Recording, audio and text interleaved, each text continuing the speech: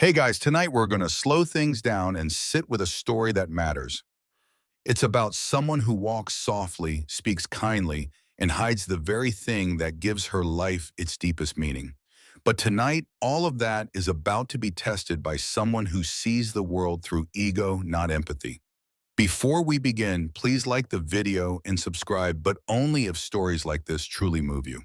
Comment your city and the time you are watching. Now close your eyes or don't, it's your choice. Either way, you're about to witness something real. The evening settles in like a slow exhale over downtown Raleigh. Outside, the lights glow against brick and glass and traffic eases into a soft lull. Inside Bellamy's, a high-end restaurant known for its cedar beams, dim chandeliers, and wine that costs more than most monthly car payments, the air hums with soft conversation and the occasional pop of a cork. Everything is polished, elegant, controlled. Maya Langston moves through it all like part of the architecture. 26 years old, slender but steady, she wears her hair tied back, her black apron spotless, and her gaze anchored just above eye level. She doesn't smile too wide or speak too much. Her regulars appreciate that. Her coworkers don't fully understand her, but they respect the way she floats from table to table without ever losing her rhythm. She's been here nearly 2 years. Enough time to memorize the codes the way a hostess glances when a guest is being difficult, the subtle lift in a chef's voice when a plate's not ready, the awkward pause when a customer tips poorly but wants to be thanked like royalty. Maya knows these rhythms like sheet music, but what most people don't know is that she stays after hours. Not every night, just enough. After the last table clears and the kitchen hum slows to a murmur, she walks quietly to the baby grand piano, tucked in the back corner next to the wine cellar's glass wall. It's mostly for atmosphere, a feature piece for the occasional wedding reception or holiday event. But to Maya, it's more than a piece of furniture.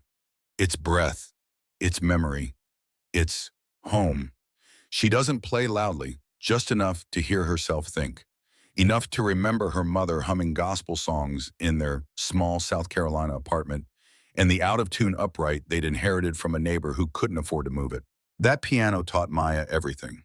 She taught herself scales by matching the radio. By 16, she was playing pieces she'd only heard once. By 18, she had dreams of the conservatory, but dreams don't pay rent. Not in Raleigh, not when your mom's health is slipping and student aid doesn't come through.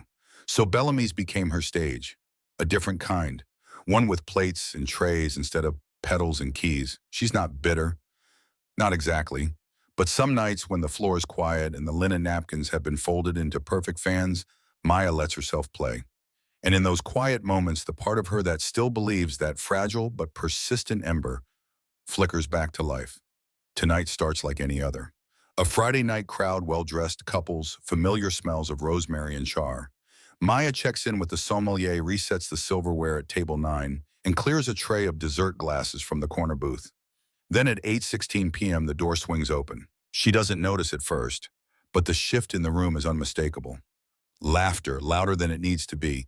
A voice that carries not because it's deep, but because it assumes it should be heard.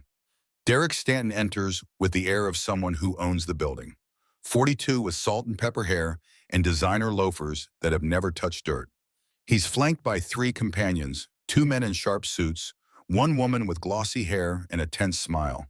They slide into the largest booth like royalty returning from war. Maya recognizes him. Everyone in the industry does. He's one of those tech investors with a face that's always half lit by a screen and a reputation for being disruptive, which usually means disrespectful in a tailored jacket. She's never served him before, but the buzz in the kitchen says enough. He tips when it benefits him, talks over waitstaff, and makes the entire room orbit his table. Still, Maya approaches with the same grace she offers every guest. "Good evening," she says, gently setting down their waters. "Would you like to start with a drink menu?" Derek glances at her name tag. "Maya," he says, drawing out the syllables like he's testing them for irony. "You look like someone with secrets." His companions chuckle. Maya offers a polite smile. "Just your menus tonight," she replies softly. He waves at the corner of the room. "Is that piano ever used, or is it just decoration?" Maya hesitates. "It's mostly for events, but yes, it works." He leans in. "You play?" She blinks. "I do sometimes." His smile sharpens. Come on then, play something, or is that just a cute story for tips? The words are casual, but the heat behind them is unmistakable. Maya's fingers tighten around the tray. I'm really just here to work tonight, she says quietly, hoping the moment will pass. Derek leans back. Didn't think so, he says loud enough for nearby tables to hear. The chuckles from his booth feel heavier now, like lead dripped in sugar. She nods once and steps away, cheeks burning, breath steady. She doesn't react, doesn't answer, just returns to the kitchen with practiced quiet, but not everything stays buried forever. The hum of Bellamy's shifts ever so slightly. Laughter from Derek's booth continues to ripple through the restaurant, but there's an undertone now, an edge that cuts through the wine-slicked ease of the evening. Maya doesn't flinch. She keeps moving her steps, measured, her posture unchanged. But something inside her has tightened. Not in anger, in resolve. In the kitchen, Carlos hands her the scallop special with a raised brow. You okay? He asks under his breath. She nods. Just another table. But the glance they share carries weight. He heard it too. So did the hostess, the bartender, the couple at table 12. That's the thing about public humiliation. It doesn't just sting the person it's aimed at. It leaves a residue in the air, masis, a discomfort that clings to everyone nearby. At table 7, a regular couple smile at Maya, kindly sensing something has shifted in her rhythm. She refills their wine without comment. Across the room, Derek is in full performance mode. Animated hand gestures, loud stories, laughter that borders on theatrical. The woman beside him smiles too tightly, her gaze flicking around the room to gauge who's watching. Maya approaches with their entrees. Her steps are even. The tray doesn't shake. She sets each plate with care, announcing the dishes without flourish. Derek doesn't thank her. Instead, as she places his filet mignon, he leans in again. Ever notice how some people hide their ambition behind humility? He says, not quite to her, but not quite ignoring her either. Like it's more noble to shrink. His friends laugh. Maya says nothing. She doesn't roll her eyes or flinch or respond. She simply turns and walks away. But that quiet, that's the part Derek doesn't understand. That kind of silence isn't submission. It's the sound of someone choosing the long road, the higher path, the deeper truth. And deeper truths don't stay buried forever. The rest of the night unfolds in layers. Dishes cleared, drinks refreshed. The chatter continues. Derek orders a second scotch, then a third. His voice grows louder. His words more casual. Dangerous in the way that a man becomes when he's used to people laughing instead of challenging. Maya, he calls out across the room as she passes by to another table. She pauses, turns. Yes, sir. He grins. Tell me again, you said you play piano, right? A hush begins to bloom. Not loud, not immediate. Just a slow turning of heads, a gentle quiet that begins at the center and spreads like water over cloth. Yes, she answers, calm, but cautious. He spreads his arms. So play something. I mean, we're all just trying to enjoy our night. I bet you've got something soft and pretty tucked away. Prove me wrong. Go on. She stands frozen for a moment, the room holding its breath. Her heart pounds, but her face remains still. It's not just a request, it's a dare. A public cornering designed to amuse one man and expose another's discomfort. A few diners shift in their chairs. A woman murmurs, "Is he serious?" to her husband. The energy at Derek's table is jittery now. His companion's smiling too hard, unsure where the line is, but aware that it's near. Maya lets out a slow breath. I'd rather not, she says, quiet but firm. Derek raises his brows. Come on, you afraid? That word lands harder than he expects. Her chin lifts a half inch, not in defiance, but in clarity. Her voice, when it returns, is soft. I'm not afraid, I'm just not here for that. Derek leans back with a smug look as if to say, exactly. He waves his hand dismissively and laughs as if the moment's already over. But he doesn't realize what he's just done, because there's something about the way the room watches Maya, not with pity, but with consideration, with quiet support, and something about the way she looks at the piano, now not with hesitation, but with decision. She walks away again, but this time not toward the kitchen. She crosses the dining room slowly, calmly, her apron still tied, her hands empty. She doesn't make eye contact, doesn't announce herself. She simply reaches the piano, gently lifts the cover, and sits. The clink of silverware fades. A waitress pauses mid-pour. The hostess watches from the stand with her hand resting on a menu. Even the kitchen door, always swinging, goes still behind her. Maya closes her eyes, places her fingers on the keys, and waits for her breath to steady. She doesn't know what she's about to play, but her body does. Her soul does. And just like that, she begins. It starts as a whisper, a few simple chords, gentle, unassuming. The kind of melody you don't notice until you realize you've stopped talking. But with each note, the room draws closer. Not physically, but emotionally. The walls pull inward. The tablecloths seem to soften. Even the chandeliers flicker a little warmer. She doesn't look up. She's not playing at anyone. She's playing from somewhere, a place most people never get to share out loud. Her fingers glide. The piece grows in richness. Layers build. The melody isn't flawless, but it's real, soulful, worn in the way truth often is. It speaks of long nights and narrow kitchens, of missed chances and small victories, of holding on to something that once felt too fragile to name. Maya plays without apology, without hesitation. And slowly, without trying, she becomes the center of the room. Even Derek stops talking. The echo of each note hovers. The room is silent except for the music, and that silence speaks louder than any insult ever could, because not everything stays buried forever. The room doesn't breathe the same way it did before. There's a hush, not of confusion but reverence, a pause that no one dares to interrupt. For the first time that evening, Bellamy's doesn't sound like clinking glasses or quiet chatter. It sounds like one woman laying her soul bare across a polished grand piano. Maya's eyes remain closed. Her shoulders barely move. But her hands, they tell the story of someone who's felt dismissed, overlooked, boxed in. Every keystroke is a word she never got to say. Every swell in the melody is a memory she kept buried beneath uniforms and bills and polite smiles. And now it's rising. All of it. There's pain in the chords, but there's power too. Controlled, earned, unapologetic. No one speaks. No one laughs.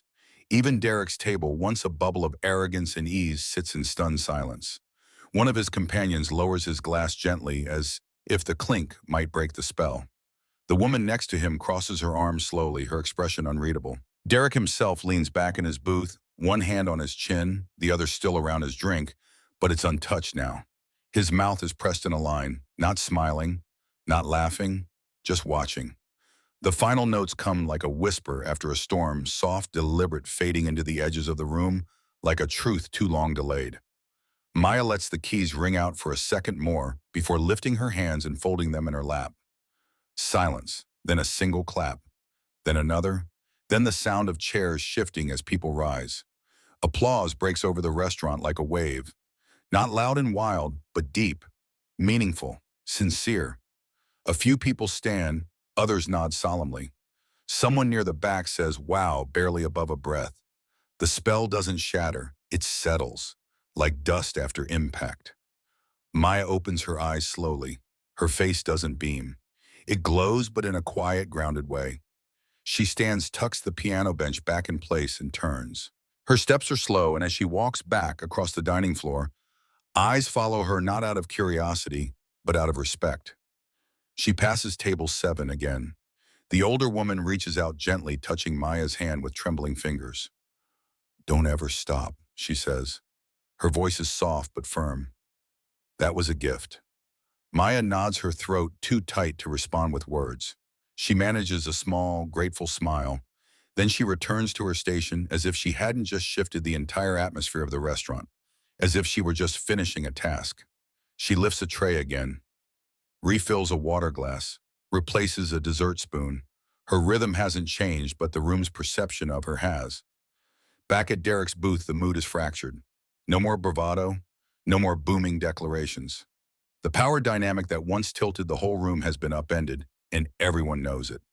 One of his friends checks his phone just to have something to do. The woman who came in laughing now stares down at her wine. Derek is still. A flicker of something, maybe discomfort, maybe confusion, rests behind his eyes. He watches Maya as she clears a nearby table, then slowly lifts his glass and takes a long, deliberate sip. She's better than she looks, he mutters, as if that might reclaim some piece of the dignity he's lost. But the words fall flat. No one laughs, not even the friend who's usually quickest to follow his lead. A few minutes later, as Maya drops off a bill at a nearby table, one of Derek's companions leans toward her. Not Derek.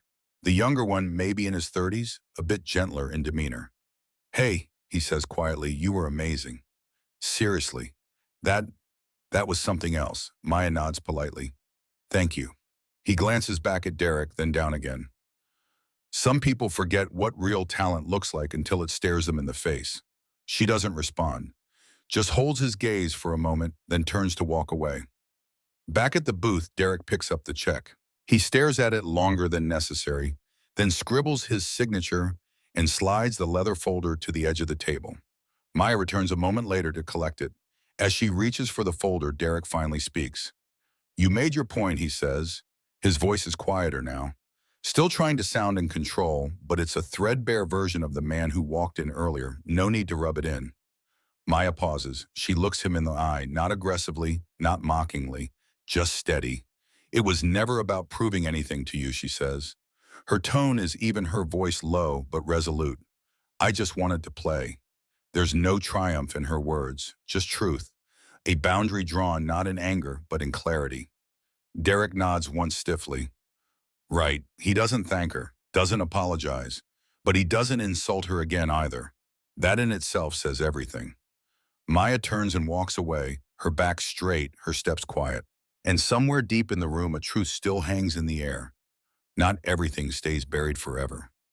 Bellamy's begins to stir again slowly, reclaiming the rhythm of a Friday night, but it's different now. Softer, quieter, as if the walls themselves are still holding their breath. Servers resume their rounds. Forks gently lift morsels of pan-seared bass or braised lamb, but the sounds that fill the room now are careful, measured, respectful. Maya moves among them like she always has, but with a presence that feels newly seen. She isn't walking any taller. She hasn't changed her uniform or undone her apron, but something inside her has clicked into place. Where there was restraint, there's now steadiness. Where there was silence, there's now space room for her to exist fully without apology. As she rounds the corner by the sommelier station, she hears a soft thank you from a man in a navy blazer. At table 4, a woman clutches her napkin and says, "You reminded me why I loved music." At table 12, someone slips her a folded note. "Please don't ever stop playing." Maya doesn't need applause now. That's not what she played for. She played because something inside her was done being silent. Meanwhile, Derek Stanton and his companions prepare to leave. The man who strolled in loud and self-assured now moves like someone trying not to be noticed. His signature smirk is gone. His voice, once commanding every corner of the room, is now barely audible as he murmurs to the hostess, "Thanks for the evening." There's no eye contact, no handshake, no tip left at the piano. But that's the thing about nights like this. Power doesn't leave the room with the person who used to hold it. It transfers to whoever chose courage when humiliation came knocking. Derek's entourage trails behind him. The woman who sat beside him earlier casts one final glance at Maya, this time not with pity or superiority, but something closer to thoughtfulness. She says nothing, just nods faintly, then follows the others out the door. And just like that, the booth is empty. Maya stands behind the counter, polishing a glass as the main dining room settles into its final hour. Carlos leans in from the kitchen window, whispering, "That was incredible, Maya." She smiles softly. "Thanks. You ever think about doing that for real?" Her hands pause mid-polish. "I used to." Carlos studies her for a beat. "You still should." She nods once, not promising anything, but not brushing it off either. Later, the tips are counted. Maya's envelope is thicker than usual. There's no note, no name, but the generosity is clear. Several tables left extra. Maybe out of guilt. Maybe out of admiration. Maybe both. She doesn't care why. All she knows is that it's enough to cover rent and finally book those lessons she's been pushing off for too long. By the time the restaurant closes, Maya is the last one out. The night air greets her like a question. Cool's still open. She doesn't walk fast. There's no rush now. As she passes the darkened storefronts and flickering lampposts of downtown Raleigh, the weight of the night lingers, not heavy, but present, like something that needed to happen. She reaches her small apartment's second floor old brick building, creaky stairs. Inside, the silence is familiar. Welcome.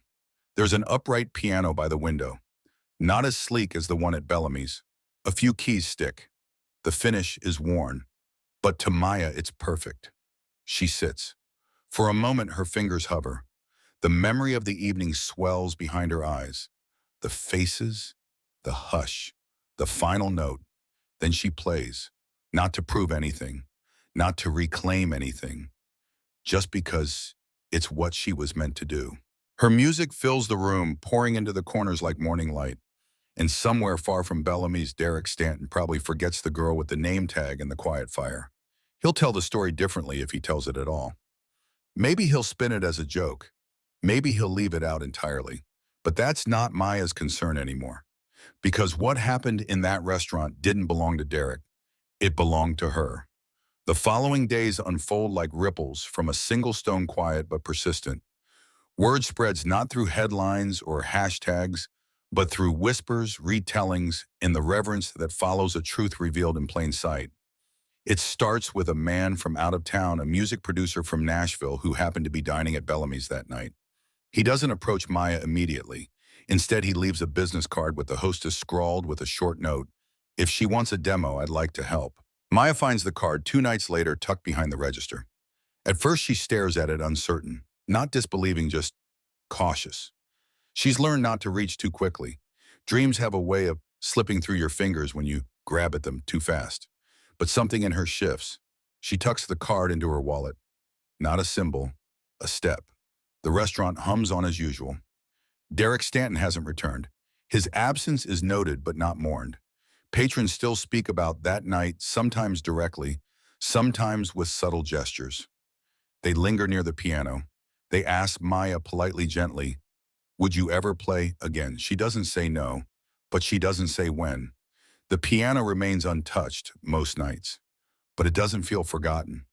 It feels like something waiting with patience, like it knows its moment will come again. One afternoon, as she sits at the bench in her apartment, her phone buzzes.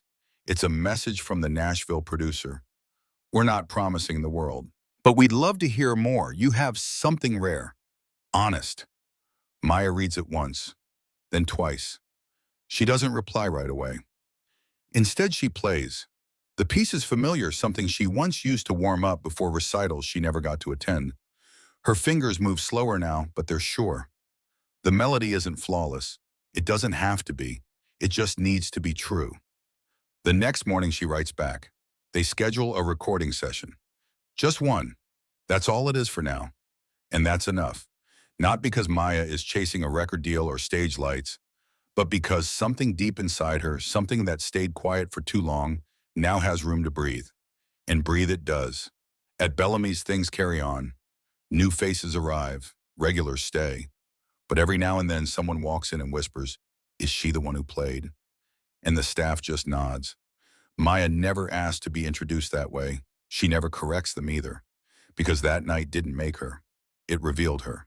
She walks a little differently now, not because of pride, but because her silence has been seen, her dignity has been witnessed, and her gift long buried under uniforms, and humble necessity has stepped into the light. Not everything stays buried forever. Sometimes it only waits.